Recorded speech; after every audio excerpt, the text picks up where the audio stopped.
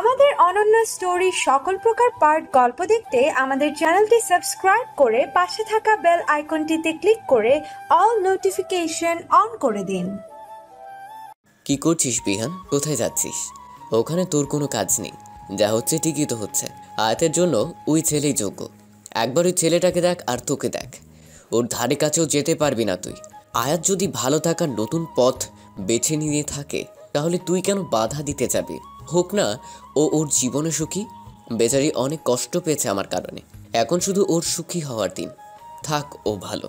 আমার কি, আমি তো আগেও লাওয়ারিস ছিলাম, এখনও তাই আছি, সামনেও তাই থাকবো। আমার জীবনে আর কোনো পরিবর্তন আসবে না। এসব ভেবে বিহানার এক মুহূর্ত ওখানে দাঁড়িয়ে না থেকে ওখান থেকে চলে আসে। বুকটা কেমন চলছে ওর, ইচ্ছে করছে চেঁচিয়ে চেঁচিয়ে বলতে। কেন? আমার ভাগ্যটা এমন? কি দোষ করেছি আমি? এত যন্ত্রণাদায়ক কেন আমার জীবনটা? জন্ম নিতে মৃত্যু কেন হলো না আমার? এমন অভিশপ্ত জীবনের থেকে মরে যাওয়াই ভালো। বিহান গাড়ির কাছে এসে গাড়িতে কয়েকটা লাথি মারল, তারপর দুহাতে নিচের চুল টেনে ধরে নিচে হাঁটু গেড়ে বসে আহত কণ্ঠে বিড়বিড় করে বলল, আমি সত্যি দেরি করে ফেললাম রে আদি। এই জীবনে বোধ হয় আমার আর ভালো থাকা হলো না। আরো 10 মিনিট পর আয়াত গাড়ির কাছে এলো। বিহান ততক্ষণে নিজেকে সামলে নিয়েছে। গাড়ির ড্রাইভিং সিটে বসে আছে বিহান।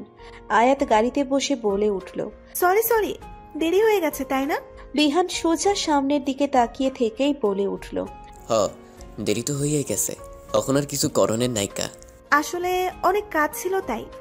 আয়াতের কথা শেষ হওয়ার আগেই বিহান বলে উঠল, বাদ দেন ওইসব, আমি হই না কি করুন। কথাটা বলে বিহান গাড়ি স্টার্ট দিল। একবারের জন্য আয়াতের দিকে তাকালো না, রোবটের মতো সামনে তাকিয়ে গাড়ি চালাতে লাগলো।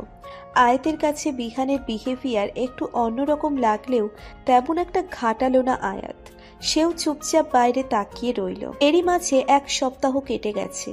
আদিত্য ধীরে ধীরে নূরের সাথে ঘনিষ্ঠ হওয়ার চেষ্টা করছে, আর নূরও না চাইতেও কেমন যেন আদিত্যের প্রতি আকৃষ্ট হয়ে পড়ছে। উপরে উপরে রাগ দেখালেও ভেতরে ভেতরে দুর্বল হয়ে পড়ছে আদিত্যের প্রতি, যেন এক অদৃশ্য কোনো মায়া টানে ওকে আদিত্যের দিকে। তবে আদিত্যের প্রতি কেমন যেন সন্দেহ হয় ওর। আদিত্যকে কেমন রহস্যময় লাগে ওর কাছে, তাই আদিত্যের ওপর পুরোপুরি বিশ্বাস করতে পারে না নূর। আদিত্য রোজ রাতেই নূরের রুমে এসে নূরকে বুকে নিয়ে ঘুমায়, আবার খুব ভোরে নূর জাগার আগেই চলে যায়। আর নূর রোজ সকালে উঠে নিজের জামা থেকে সেই ঘ্রাণটা পায়।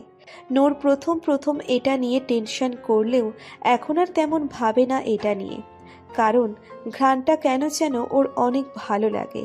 সারাক্ষণ এই মোহময় ঘ্রাণটাতে ডুবে থাকতে ইচ্ছে হয় ওর। আদিত্য আজকাল প্রায় রোজই নূরকে ভার্সিটি নিয়ে যায়, আবার কতদিন নিয়েও আসে। বিহান এই 1 সপ্তাহে নিজেকে অনেকটা সামলে নিয়েছে। সে তার দুর্বলতা কাউকে দেখাতে চায় না। নিজের ভেতর ঝড় বয়ে গেলেও বাইরে সেটা বুঝতে দেয় না ও। এই কয়দিনে বিহান দরকার ছাড়া খুব একটা আদিত্যের বাসায় যায়নি, আর গেলেও যতটা সম্ভব আয়াতের সামনে না পড়ার চেষ্টা করেছে। মেয়েটির মুখোমুখি হলে ওর বুকের যন্ত্রণাটা জেগে ওঠে তখন, তাই সে যতটা পারে আয়াতকে অ্যাভয়েড করার চেষ্টা করে। আয়াতও বিহানের হঠাৎ কিছু পরিবর্তন লক্ষ্য করেছে। অনেকবার এই ব্যাপারে কথা বলতেও চেয়েছে বিহানের সাথে, তবে বলতে চেয়েও বলেনি। কোনো অধিকারই বা বলবে? তার ব্যক্তিগত জীবন সম্পর্কে জানার অধিকার যে তার নেই। হতে পারে অনাধিকার চর্চা করতে গিয়ে তাকে রাগিয়ে দিল তখন। এইসব ভেবে দ্বিধা দ্বন্দ্বে আর এগোয় না আয়াত। আবির আর নীলার প্রেমও ভালোই চলছে। আবির প্রায়ই আদিত্যের সাথে দেখা করার বাহানায় তার কচি বিয়াইনটার সাথে একটু মিষ্টি মিষ্টি প্রেম করে যায়। কখনো কখনো তার ভিটামিন ডোজ পায়, আবার কখনো খালি হাতেই ফিরতে হয় বেচারাকে। আবির নূরের সামনে নিজেকে আদিত্যের ফ্রেন্ড হিসেবে পরিচয় দিয়েছে। বিকেল 5টা, নূর ড্রয়িং রুমের সোফায় বসে টিভি দেখছিল। তখনই হঠাৎ বাসার কলিং বেল বেজে উঠল। নূর উঠে গিয়ে দরজা খুলে দিতেই হুড়মুড় করে ওর বান্ধবীগুলো বাসায় ঢুকে পড়ল। নূর একটু অবাক হয়ে বলল, কিরে তোরা হঠাৎ এখানে? নূরের এক বান্ধবী বলে উঠল, কেন আসতে পারি না বুঝি? তোর বাসায় আসতে কি অ্যাপয়েন্টমেন্ট নিতে হবে নাকি? আরে আমি কি তাই বলেছি নাকি? তোরা না বলে হঠাৎ করে এলি তাই বললাম। এবার আর এক বান্ধবী বলে উঠল, আরে আমাদের না তোর কথা অনেক মনে পড়ছিল, তাই তো তোকে সারপ্রাইজ দিতে চলে এলাম। নূর কেমন সন্দেহের দৃষ্টিতে তাকালো ওদের দিকে। এরা যে এখানে কোন মতলবে এসেছে তা ঠিকই বুঝতে পারছে নূর। তবুও হাসি মুখে সবাইকে সোফায় নিয়ে বসালো নূর। সোফায় বসে সবাই কেমন এদিক ওদিক তাকাতাকি করছে। নূর সেটা দেখে ভ্রু কুঁচকে বলল, কিরে কি খুঁজছিস তোরা? একজন বলে উঠল। হ্যাঁ রে নূর, তোর সেই হট পেন গেস্টটা কই রে, দেখছি না তো। আর একজন বলে উঠল। হ্যাঁ নূর, একটু ডাক দে না, আমাদের সাথে একটু পরিচয় করিয়ে দে না। নূর এবার সত্যি সত্যি বুঝে গেল এই বান্দারানীদের মতলব। তাই তো বলি, হঠাৎ করে এদের আমার জন্য এত দরদ উঠলে ঠেলে পড়ছে কেন? লুচু ছেমড়িগুলো সব লুচুগিরি করতে এসছে। ভালো হয়েছে উনি এখন বাসায় নেই, লুচিগুলো ওনার সাথে দেখাই করতে পারবে না। এক মিনিট, উনি বাসায় নেই এটা আমি এত খুশি হচ্ছি কেন? উনি এদের সাথে দেখা করতে পারবেন না, তাতে এত খুশির কি হলো? আর এদের সাথে দেখা করলেই বা কি হবে? উনি এদের সাথে দেখা করুক আর যা খুশি তাই করুক, তাতে আমার কি? আমার উপর এত এফেক্ট হচ্ছে কেন? নূরের ভাবনার মাঝেই ওর বান্ধবী আবারও বলে উঠল। চুপ করে আছিস কেন, বল না উনি কোথায়? ইস, আমরা কত এক্সাইটেড হয়ে আছি ওনার সাথে কথা বলার জন্য। নূরের চরম বিরক্তি লাগছে, তবুও জোরপূর্বক হেসে বলল, উনি তো নেই এখন, কখন আসবে তার কোনো ঠিকই নেই। নূরের বান্ধবীগুলো বলে উঠল। কি বলিস? ব্যাপার না, আমরা ওনার জন্য অপেক্ষা করব। আরে ওনার তো আসার কোনো ঠিক নেই, হতে পারে আজকে উনি নাও আসতে পারে। উনি মাঝে মধ্যে বাসা আসেন না, তোরা কতক্ষণ অপেক্ষা করবি তাই না? আরে এটা কোনো ব্যাপার হলো? আমরা ওনার জন্য অপেক্ষা করব, ততক্ষণ না হয় তোর সাথে একটু আড্ডা দেই। নূর দাঁতে দাঁত চেপে জোরপূর্বক হাসার চেষ্টা করে বলল, হ্যাঁ হ্যাঁ, কেন নয়, তোরা বস, আমি তোদের জন্য চা নাস্তা নিয়ে আসছি। কথাটা বলে নূর উঠে কিচেনের দিকে গেল। যেতে যেতে চেহারায় বিরক্তির ছাপ ভেসে উঠল। একটু পরে নূর সবার জন্য নুডলস করে নিয়ে এলো। ট্রেটা টেবিলের ওপর রাখতেই হঠাৎ দরজার কলিং বেল বেজে উঠল। নূর এগিয়ে গেল দরজা খুলতে। দরজা খুলে সামনে আদিত্যকে দেখে নূরের চোখ বড় বড় হয়ে গেল। আদিত্য এত তাড়াতাড়ি চলে আসবে তা ভাবেনি নূর। আদিত্য নূরকে দেখে মুচকি হেসে যেই ভিতরে ঢুকতে যাবে, অমনি হঠাৎ নূর আদিত্যের মুখের উপর ঠাস করে দরজা লাগিয়ে দিল। একটুর জন্য আদিত্যের নাকে লাগেনি দরজা। নূরের এহেন কাজে আদিত্য ভেবা চাকা খেয়ে গেল। ভ্রু কুচকে বিড়বিড় করে বলল। নূর দরজা আটকে টেনশনে নখ কামড়াতে লাগলো। এই লোকটার এক্ষুনি আসা লাগলো, একটু দেরি দিয়ে আসলে কি হতো? এখন লুচিগুলোর হাত থেকে কি করে বাঁচাই ওনাকে? নূরের ভেতরের আওয়াজটা নূরের প্রশ্নের উত্তর হিসেবে বলল, আরে খেয়ে ফেলবে মানে অবশ্যই খেয়ে ফেলবে। দেখছিস না এই ক্ষুধার্ত বাঘিনীগুলো কেমন আদিত্যকে গেলার জন্য অধীর আগ্রহে বসে আছে। তাছাড়া উনি আমাদের পেইং গেস্ট, মা যদি জানতে পারে যে আমার বান্ধবীগুলো আদিত্যকে জ্বালিয়েছে তাহলে তো আমার আর নিস্তার নেই। তাই ওনাকে যে করেই হোক এদের হাত থেকে বাঁচাতেই হবে। নিজের মনকে নিজেই এসব হাবিজাবি জাস্টিফিকেশন দিয়ে বুঝিয়ে দিল যে তার মনে অন্য কিছু নেই। সে শুধুমাত্র একজন দায়িত্ববান বাড়িওয়ালা হিসেবে তার পেইং গেস্টকে রক্ষা করছে, ব্যাস, আর কিচ্ছু না। তার সাদা মনে কোনো কাদা নেই। নূরকে এভাবে দরজার সামনে দাঁড়িয়ে থাকতে দেখে ওর বান্ধবীরা বলে উঠল, কিরে নূর, এভাবে দরজার সামনে দাঁড়িয়ে আছিস কেন? কে এসেছে? তোর পেইন গেস্ট আসেনি তো? নূর থতমত খেয়ে আমতা আমতা করে বলল, ওনাকে এসব ঝামেলা থেকে বাঁচানোর দায়িত্ব আমার। না, উনি এখনো আসেননি। ওটা তো এমনি ওই পাশের বাসার এক আন্টি আমাকে একটু ডাকছিলেন উনি। তোরা থাক, আমি এক্ষুনি আসছি। হ্যাঁ। কথাটা বলে নূর দরজা হালকা করে খুলল। আদিত্য মাত্রই আবার দরজায় নক করতে যাবে, তখনই নূর আবার দরজা হালকা করে খুলে তড়িঘড়ি করে বের হয়ে আবার দরজা আটকে দিল। নূরের কাজকর্ম কিছুই আদিত্যের বোধগম্য হচ্ছে না। আদিত্য ভ্রু কুচকে যেই কিছু বলতে যাবে, অমনি নূর ফট করে নিজের এক হাতের তর্জনী আঙ্গুলটা আদিত্যের ঠোঁটের ওপর চেপে ধরে। আর এক হাতের তর্জনী আঙ্গুল দিয়ে নিজের ঠোঁটের ওপর রেখে আদিত্যকে চুপ থাকার ইশারা করলো। আদিত্য কথা কি বলবে? নূরের আঙ্গুল ওর ঠোঁটে রাখায় বেচারা এমনিতেই চুপ হয়ে গেছে। তবে নূরের আচরণ কেমন যেন আজব লাগছে আজ। নূর এবার আঙ্গুল সরিয়ে আদিত্যের হাত ধরে আদিত্যকে টেনে একদিকে নিয়ে যেতে লাগলো। আদিত্য শুধু অবাক হয়ে তাকিয়ে রইল। নূর কি করতে চাইছে সেটাই বুঝতে পারছে না ও। নূর আদিত্যকে নিয়ে বাসার পিছনের সাইডে এসে দাঁড়ালো। আদিত্য এবার নিজের কৌতূহল লুকিয়ে রাখতে না পেরে বলে উঠল, নূর, আর ইউ ওকে? সব ঠিক আছে তো? নূর জোরপূর্বক হেসে আমতা আমতা করে বলল, হ্যাঁ হ্যাঁ, আমি ঠিক আছে। আমার আবার কি হবে? তাহলে এমন আজব বিহেভ করছো কেন, আর আমাকে এখানে নিয়ে এলে কেন? নূর কি বলবে এবারে ভেবে পাচ্ছে না। কোনো কিছু না পেয়ে বোকার মতো বলে উঠল, কেন আবার? আপনাকে এই জায়গাটা দেখাতে। আরে আপনি তো আমাদের বাসার পেছন সাইডটা দেখেননি, তাই আপনাকে দেখাতে নিয়ে এলাম। ভালো করে দেখুন, সুন্দর না জায়গাটা? আদিত্য যেন তবদা খেয়ে গেল। বাসার পিছন সাইডের পরিত্যক্ত এমন একটা জায়গায় নূর সৌন্দর্যের কি দেখতে পেল তাই ভেবে পাচ্ছে না আদিত্য। আদিত্য ভ্রু কুঁচকে বলল, এখানে সুন্দর বলতে কি দেখতে পাচ্ছ তুমি? নূর আবারও কোনো কিছু না পেয়ে বোকার মতো বলে উঠল, কেন? এই যে দেখুন কত সুন্দর স্যানিটারি পাইপ। এমন পাইপ কখনো দেখেছেন আপনি? এত বছর ধরে আমাদের সাথে আছে, তবু এখনো ক্লান্ত হয়ে ফেটে যায়নি। কত মজবুত দেখেছেন? কালারটাও কত সুন্দর, তাই না? আমি তো ভেবেছি এই পাইপের সাথে ম্যাচ করে কয়েকটা জামা বানাবো। ভালো হবে না বলেন? নূর হড়বড়িয়ে বোকার মতো কি বলে যাচ্ছে ও নিজেও জানে না। আদিত্য বেচারা ভয় শুকনো ঢোক গেল। ওর অ্যাঞ্জেলটা কি এবার সত্যি সত্যি পাগল হয়ে গেল নাকি? কি সব আবোল তাবোল কথা বলছে। এমন হলে কি করবে ও? আদিত্য নূরের কপালে হাত রেখে ওর টেম্পারেচার চেক করে চিন্তিত সুরে বলল, নূর, তোমার শরীর ঠিক আছে? এভাবে আবল তাবল কথা বলছো কেন? তুমি তোমার মেডিসিনগুলো ঠিক মতো নিচ্ছ তো? নূর আবারও মেকি হেসে বলল, আরে আমার আবার কি হবে? বললাম তো আমি ঠিক আছি। না, তুমি ঠিক নেই।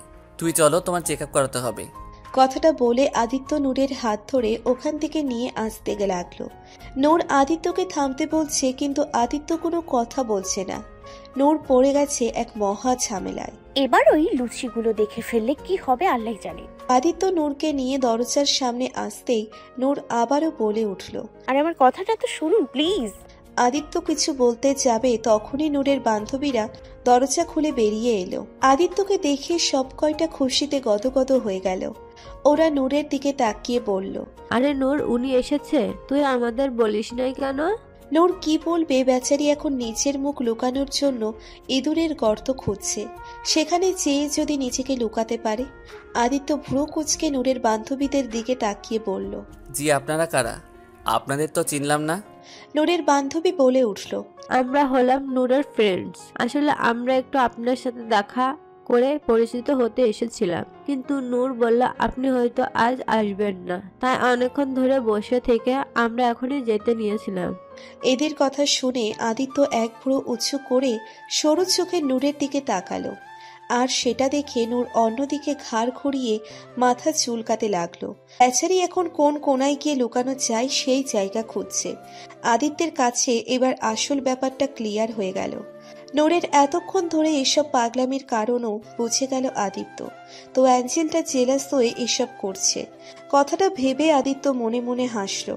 আব আয়েগা মজা। আদিত্য বাঁকা হাসি দিয়ে নূরের বান্ধবীদের দিকে তাকিয়ে অমায়িকভাবে বলল, আরে আরে, আপনারা এইভাবে চলে যাচ্ছেন কেন? আপনারা আমার সাথে দেখা করতে এসে না দেখা করেই চলে যাবেন তা কি হয়? চলুন না, আমরা ভেতরে গিয়ে বসে আরামে কথা বলি। নূরের বান্ধবীরা খুশিতে ডগমগ হয়ে বলল, হ্যাঁ হ্যাঁ, অবশ্যই চলুন না। আদিত্য নূরের ফ্রেন্ডসদের সাথে কথা বলতে বলতে ভেতরে চলে গেল। আর বেচারি নূর ওখানে বোকার মতো দাঁড়িয়ে রইল। ওকে যেন কারোর চোখেই পড়ছে না। ছেলে মানুষ সবাই এক, এমনিতে তো সারাক্ষণ আমার পিছে পড়ে থাকে, আর আজ সে ওদের দেখলো অমনি পাল্টি খেয়ে গেল। আর ওনাকে এবার কি বললো? আমার লুচি কচ্ছি বন্দরমি গুলো কি কম নাকি? সবগুলো আমাকে যেন মেমোরি থেকে ডিলিট করে দিল। শালি লুচির দল। নূর বিরক্ত হয়ে নিচেই ভেতরে ঢুকলো।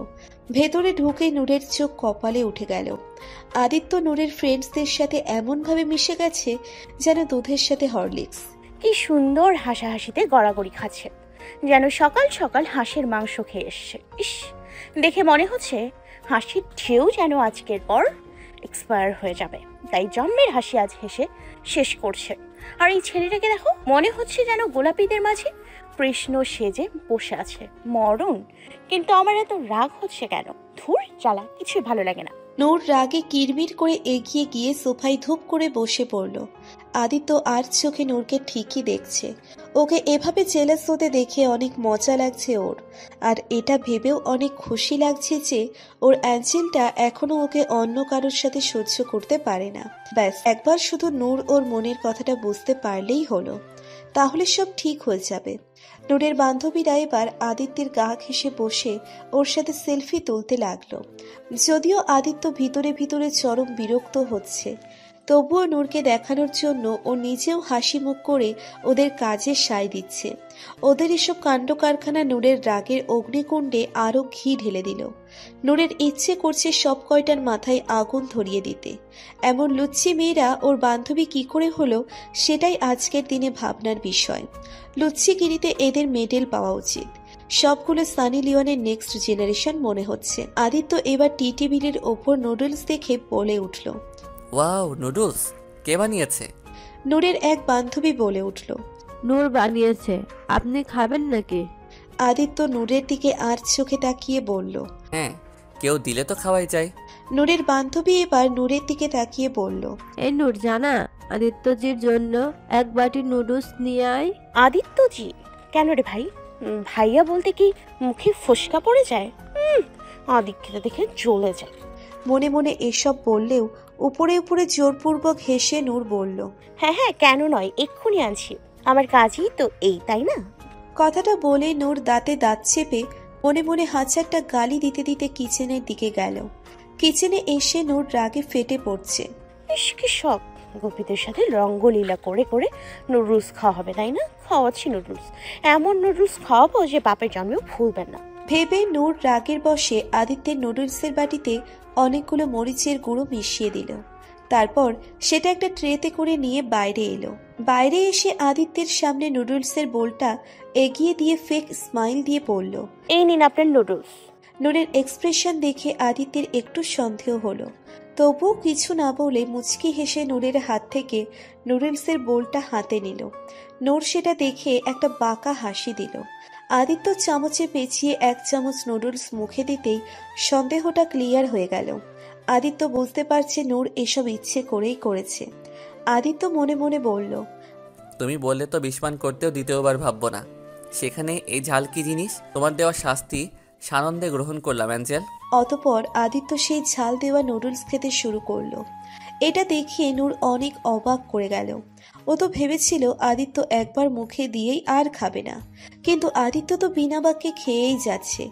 আদিত্য নুডলস খেতে খেতে ওর চোখ দুটো লাল বর্ণ হয়ে গেল, ঠোঁট আর নাকের ডগাও লাল হয়ে উঠল।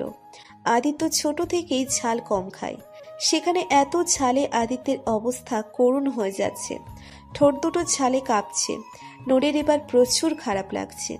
ও তো শুধু একটু মজা দেখাতে চেয়েছিল, কিন্তু ব্যাপারটা এমন হয়ে যাবে ভাবতে পারেনি ও। নিজের বোকামির ওপর চরম রাগ লাগছে ওর। নূর আদিত্যের এই অবস্থা আর দেখতে পারল না। আদিত্যের হাত থেকে নুডলসের বোলটা টান দিয়ে নিয়ে বলল, প্লিজ বন্ধ করুন, আর খেতে হবে না আপনাকে। আদিত্য কিছু না বলে নূরের হাত থেকে আবারও বোলটা কেড়ে নিয়ে খেতে লাগলো। নূরের বান্ধবীরা ওদের কাণ্ড কারখানা কিছুই বুঝতে পারছে না, ওরা শুধু তাকিয়ে আছে। এদিকে আদিত্যের ঝালে আরো নিদারুণ অবস্থা। নূরের এবার কান্না পাচ্ছে। কেন করতে গেল ও এমনটা? আর উনি কেমন যে ধরেই খেয়ে যাচ্ছে, এখন কি আর করব আমি? আদিত্য নুডলস একেবারে শেষ করে বোলটা টি টেবিলের ওপর রাখলো। তারপর নূরের বান্ধবীদের দিকে তাকিয়ে আস্তে করে পড়ল, লেডিস, তোমাদের সাথে দেখা করে অনেক ভালো লাগলো। আমার একটু কাজ আছে, আমি আসছি এখন। কথাটা বলে আদিত্য উঠে দাঁড়ালো। তারপর নূরের দিকে তাকিয়ে বলল, thanks for your delicious food. কথাটা বলেই আদিত্য ওখান থেকে দ্রুত ওর রুমে চলে গেল। নূরের চোখ দিয়ে এবার সত্যিই পানি গড়িয়ে পড়ল। নিজের উপর চরম রাগ লাগছে ওর। কি দরকার ছিল এমন বোকামি করার? তুই আসলে একটা গাধা। নূর তাড়াতাড়ি করে কিচেনে দৌড়ে গেল। কিচেনে এসে একটা বলে মধু ঢেলে নিয়ে আবারও বেরিয়ে এসে আদিত্যের রুমের দিকে এগিয়ে গেল। আদিত্য রুমে এসে দুই হাতে নিজের চুল টেনে ধরে শুধু পায়চারি করছে আর জোরে জোরে মুখ দিয়ে নিঃশ্বাস ছাড়ছে। ঝালে ওর মাথায় যেন আগুন ধরে গেছে ওর। সারা শরীর ঝিনঝিন করছে, কান দিয়ে ধোঁয়া বের হচ্ছে। ইচ্ছে করছে সবকিছু ভেঙে চুরে ফেলতে। ওকে দেখে মনে হচ্ছে ওর সামনে যে আসবে তাকে ধ্বংস করে ফেলবে ও। তখনই নূর আদিত্যের রুমে ঢুকলো। আদিত্য উল্টো হয়ে দাঁড়িয়েছিল। নূর আদিত্যের পিছনে দাঁড়িয়ে ভয়ে ভয়ে ওর দিকে মধুর বোলটা এগিয়ে দিয়ে কাঁদো কাঁদো গলায় বলল, আই এম সরি, প্লিজ এই মধুটা খেয়ে নিন, আপনার ভালো লাগবে। আদিত্য হঠাৎ নূরের দিকে ফিরে ওর হাত টেনে ধরে এক ঝটকায় দেওয়ালের সাথে আটকে দিল। নূর কোনো কিছু বুঝে ওঠার আগেই আদিত্য নূরের ঠোঁটের সাথে নিচের ঠোঁট মিলিয়ে নিল। নূর যেন মুহূর্তেই ফ্রিজ হয়ে গেল। হাতের বোলটাও ঠাস করে নিচে পড়ে গেল। আদিত্য নূরের দুই হাতের আঙ্গুলের ভিতর নিজের দুই হাতের আঙ্গুল ঢুকিয়ে নূরের হাত দুটো দেওয়ালের সাথে চেপে ধরে নূরের অধর সুধা পান করতে লাগলো। নিজের ঝালের নিবারণ করছে নূরের ঠোঁটের মধু দিয়ে। নূর চোখ বন্ধ করে আছে। শরীর অসম্ভব কাঁপছে ওর। হৃদস্পন্দনের গতি অস্বাভাবিকভাবে বাড়ছে। নূর চেয়েও কেন যেন আদিত্যকে সরিয়ে দিতে পারছে না। কেমন যেন হারিয়ে যাচ্ছে ও। মনে হচ্ছে এই স্পর্শটা ওর অনেক পরিচিত, একদম আপন কেউ। প্রায় 5 মিনিট আদিত্য নূরের ঠোঁট ছেড়ে দিয়ে নূরের কপালের সাথে কপাল ঠেকিয়ে হাঁপাতে হাঁপাতে নেশালো কণ্ঠে বলল, স্যার, নিউটনের সূত্র মনে আছে তো? প্রত্যেকটা ক্রিয়ারই কোনো না কোনো প্রতিক্রিয়া আছে।